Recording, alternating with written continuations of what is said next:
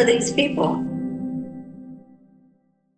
I wanted to call, now this is the segment about ICE and all that ICE is up to. There are a bunch of updates as to what's happening with persecution of immigrants and persecution of foreign-born people in the United States.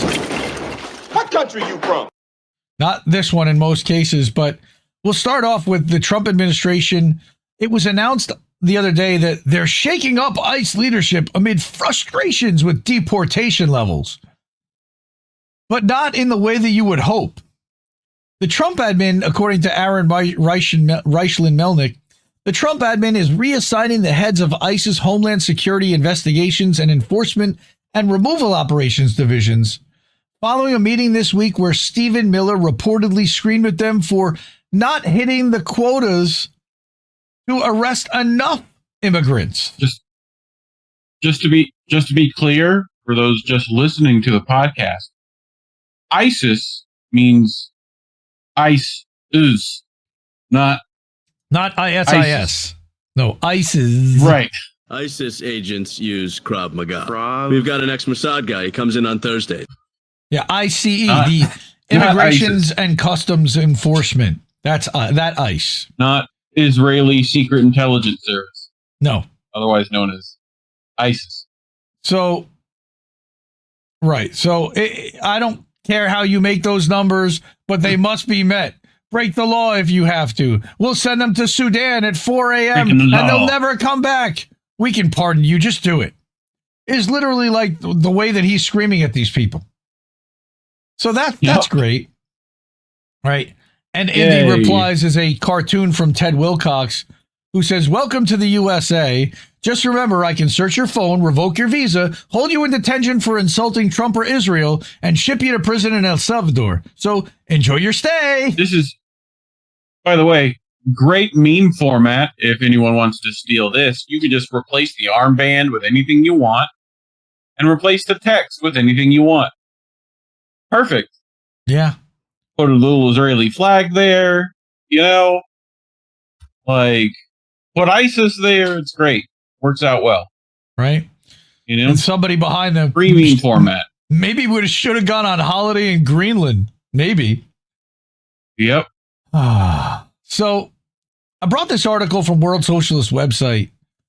Trump admin launches a witch hunt of Chinese international students. Now, I had not really heard about this, but it kind of makes sense that after they were done with the Latino issue that they're trying to address, the growth of the Latino population in this country, so they're literally just trying to deport their way out of the problem that they think that is happening.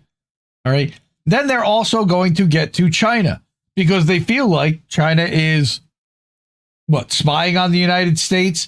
So now they're going to launch a witch hunt into Chinese international students that are here. On Wednesday, May 28th, Secretary of State Marco Rubio announced that the State Department would aggressively revoke visas for Chinese international students. We heard this before about the students that were protesting at colleges. Are they going to put them in ICE detention centers? Wow. If so, I'll bet Xi's going to have something to say about that. Over 270,000 students are at risk of being impacted by this move of the Trump administration. What? That's a lot of fucking people. The statement declared under President Trump's leadership, the U.S. State Department will work with the DHS to aggressively revoke visas for Chinese students, including those with connections to the CCP or studying They're studying critical fields, referring to sciences and engineering. China. Right. We will also revise visa criteria to enhance security of all future visa applicants from the People's Republic of China and Hong Kong. So basically, they don't want any smart people from China coming here anymore, is what they're saying. In a comment by Trump responding to the announcement of the revocations of the visas of Chinese students, he said, quote, "These countries aren't helping us. They're not investing in Harvard. We are." No, they're not. They have a fucking multi-billion-dollar endowment, you dumbass.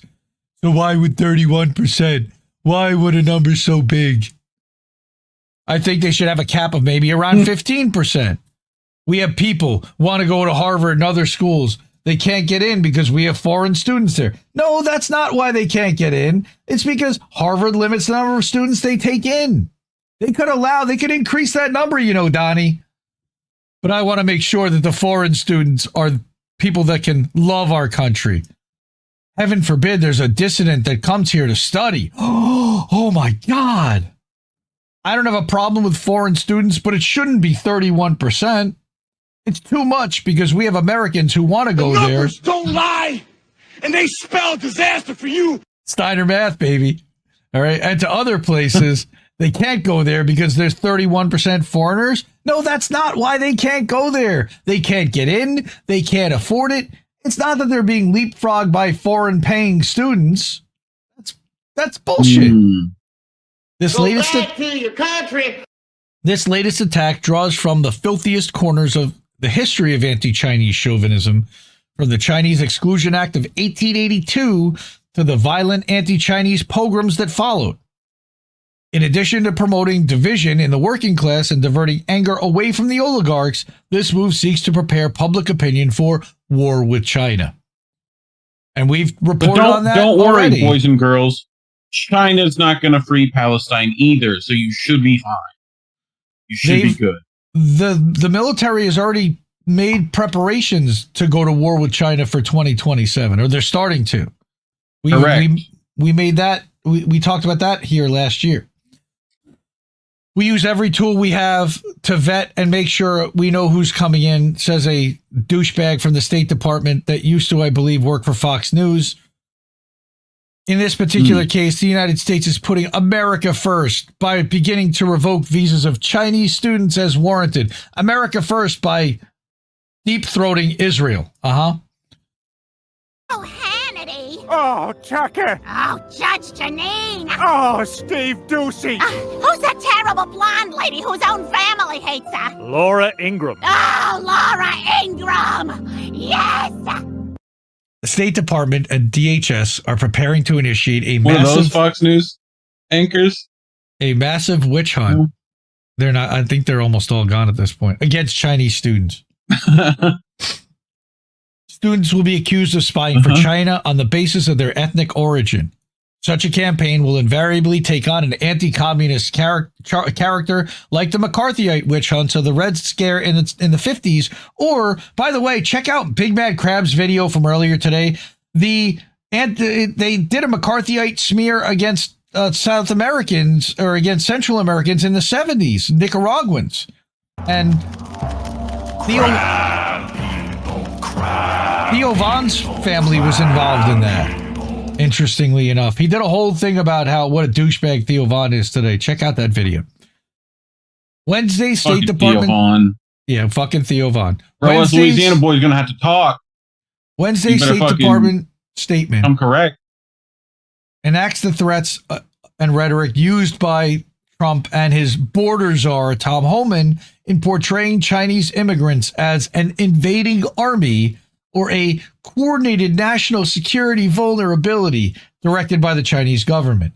Now, the Chinese aren't totally benevolent, but they're not our enemy. They're not attacking us. They're worried about their own issues, all right? And they have to feed 1.5 billion people.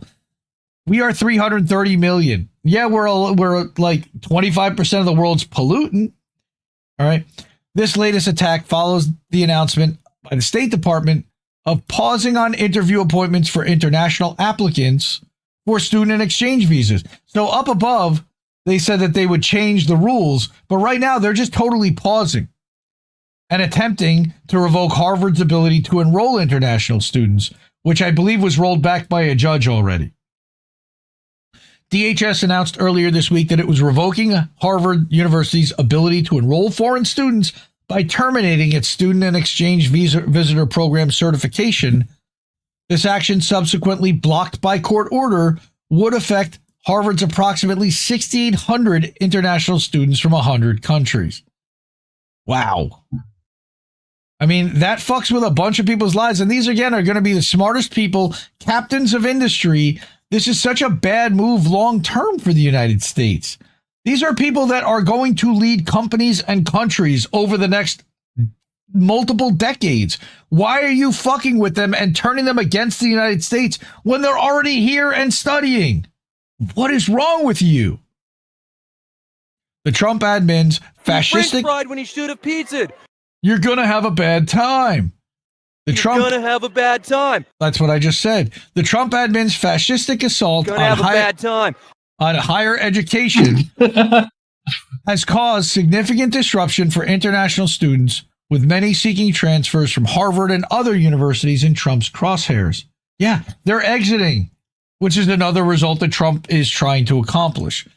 Self-deporting.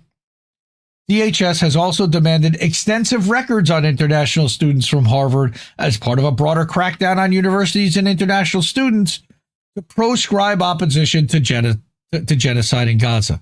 What a surprise. And then they're going to hand that to Beitar and to Mossad and to Unit 8200 and let them cross-reference everything there that they feel like.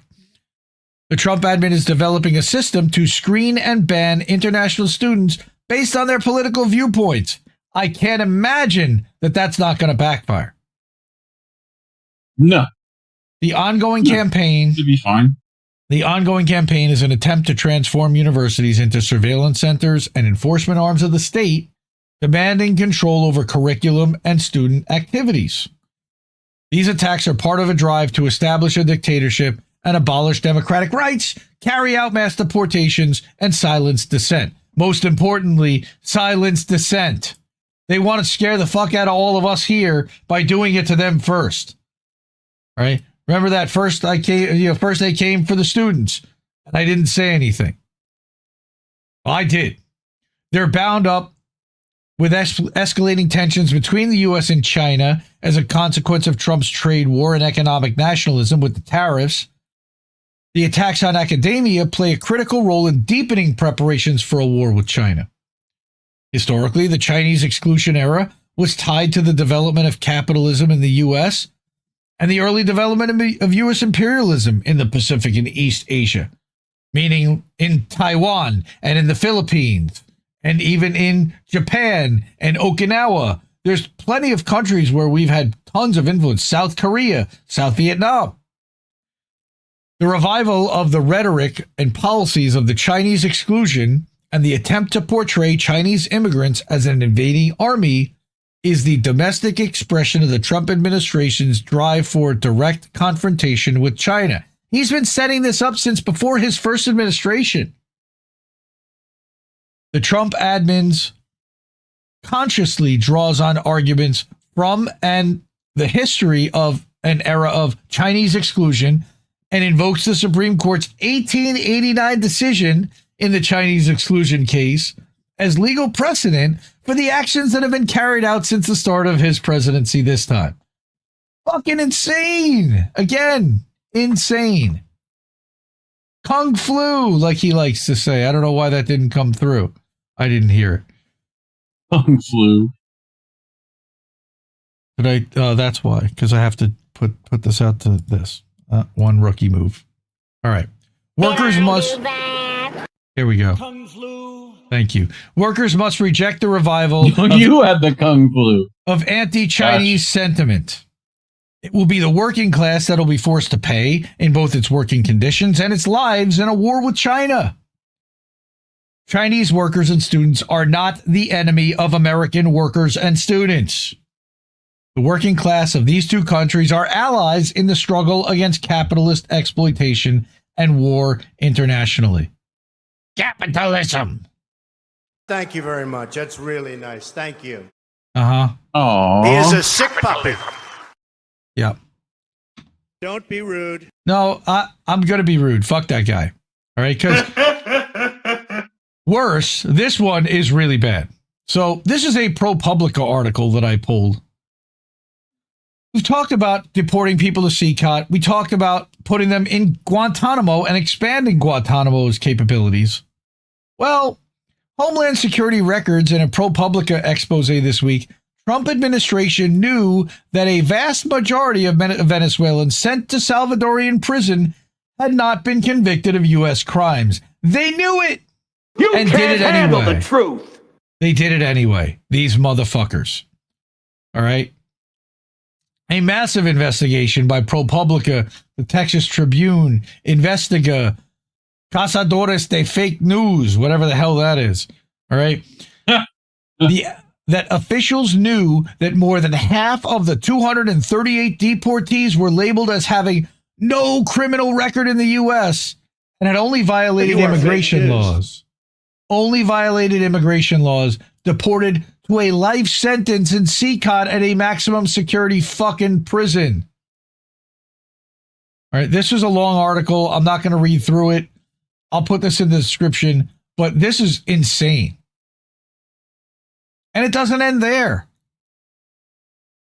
Now, we also know, we want to know, and we know that Beitar handed that list to the Trump admin, but we want to know that for sure.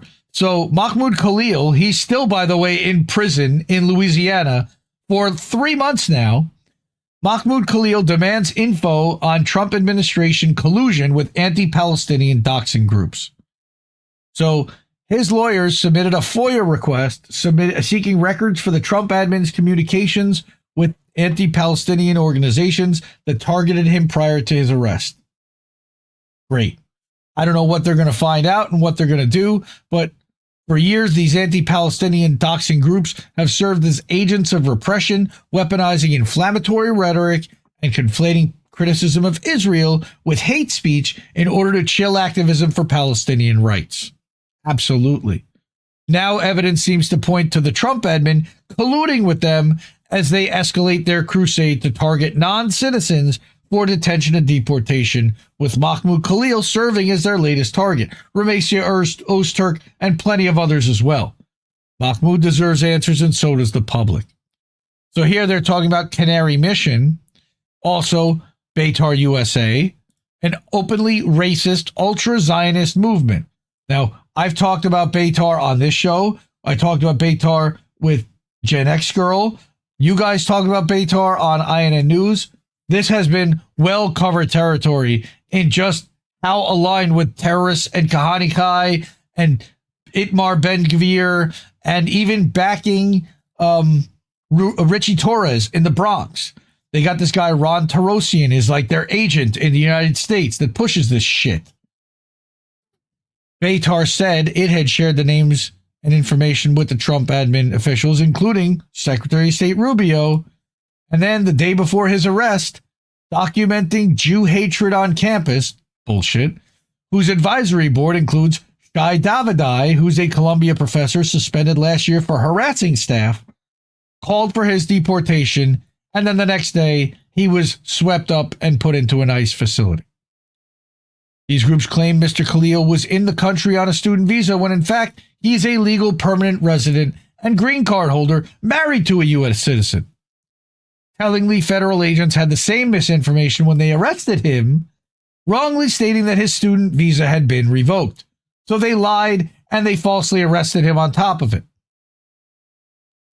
So the request was submitted by the Center for Constitutional Rights, part of the legal team representing him. Good.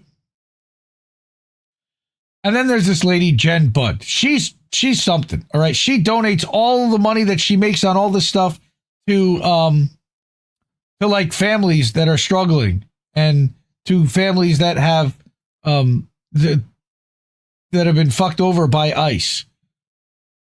ICE, not ISIS, but immigrations and customs. All right. She wrote this article that I believe the U.S. government is engaging in state-sponsored terrorism, not just against the undocumented, but against its own citizens and residents. How ICE's forced disappearances are state-sponsored terrorism and have created a national police force. Uniforms, no uniforms, many different badges, some without badges. This is intentional and it's state-sponsored terrorism.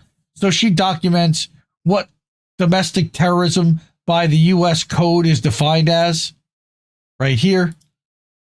And getting clear on it, she says this means that the U.S. government cannot commit domestic terrorism by definition because the victimization of the government itself is built into their legal definition. The government's definition of domestic terrorism doesn't apply here. LegalDictionary.net has several definitions for different types of terrorism from a broad perspective covering all types of terrorism. All right. But noted on Legal Dictionary is that the FBI has a different definition. They define it as 18 USC 2331 defines it. This is important because if federal law enforcement cannot define or see terrorism committed by the government and government actors, then they can't be charged, prosecuted, or found guilty of committing terrorism themselves. They can never be found guilty of terrorism no matter how badly they torture or terrorize someone. Each act becomes its own individual case without seeing the bigger picture. And if you can't see the bigger picture, you can't discuss it and find solutions. So she prefers the term state-sponsored terrorism as it encompasses the non-governmental organizations, the NGOs, private companies, and corporations who participate in this type of terrorism. By defining the actions of this administration as state-sponsored terrorism, we can see the bigger picture. Trump has declared war on his own country. From tanking the stock market while benefiting from crypto and pumping a false market to suck more money out of the system, to corrupting the Supreme Court, to taking away women's rights, to violently, forcibly disappearing immigrants with rights to be residents and shipping them to a foreign torture prison with no due process, to running extortion rackets through the government, pardons, and everything else. For the Trump cabal, one of the most effective ways to create fear is by using state-sponsored violence in the open. They want you to see this violence and be afraid, and you should be afraid. Every single day for the last month, I get responses to my posts about forced disappearances and if they're actual police. Yes, they are. What Americans don't understand is that the federal government has used 9/11 to stoke our racism and fear. And she says, I say that collectively as a nation. I'm not saying we all bear the same responsibility. Right? This is, again, a long article. I will include the link to this. DHS does not care that this undoubtedly puts their agents in danger. This tells me it is intentional. It's meant to create fear. Why would they want to create fear? To be able to create a national authoritarian police force. One that can legally disappear migrants as well as opposition, like us. This is state-sponsored terrorism, but the FBI can't define it or see it because it doesn't recognize the U.S. as a perpetrator of terrorism, according to their own definition. The official stance is that there is no state-sponsored terrorism when the U.S. government does it. How convenient. Oh, so we have brown shirts living among us. They disappear people. Especially if they're Venezuela migrants, they're now persecuting Chinese students and going to now deport them potentially or put them in ICE facilities, tie them up with expensive lawsuits. And they're trying to stop Harvard from allowing any international students. Now, Trump tried to set a quota. Why does Trump get to decide what the quota is for how many foreign students Harvard University has? 15%. He just randomly pulled a number out of the air, and it's like, 15%. That sounds about right. Fuck all these people. Authoritarian. This is Nazi type of tactics right here. Nazi shit. We probably won't get monetized by YouTube for talking about stuff like that either. So if you're able to, and it means we really could use your help. The ways to do that are Cash App, $, Indie News Network, ko-fi.com/Indie News Network, paypal.me/Indie News Network, and at innnewsletter.com. You can do it through any of those places. These are the people, our wall of fame, that have already done so. Really love them, appreciate them. Anything, if not, just share the show. Share it with people. Tell other people about INN. We're heavily suppressed. Nobody seems to know who the hell we are. It's unbelievable. But we're glad you do, and we're glad that you're here. So thank you for showing up. Support independent media because we need it more than ever. Love you, fam. Bye-bye. Mwah. Ciao, baby. We gonna out of here. No! We just fucking lost the stream! You can't keep giving us nothing and think we're bluffing about coming for your heads. Why play civil if you won't listen? To 50,000 died, and now we know our mission. We form a militia, make Congress a prison.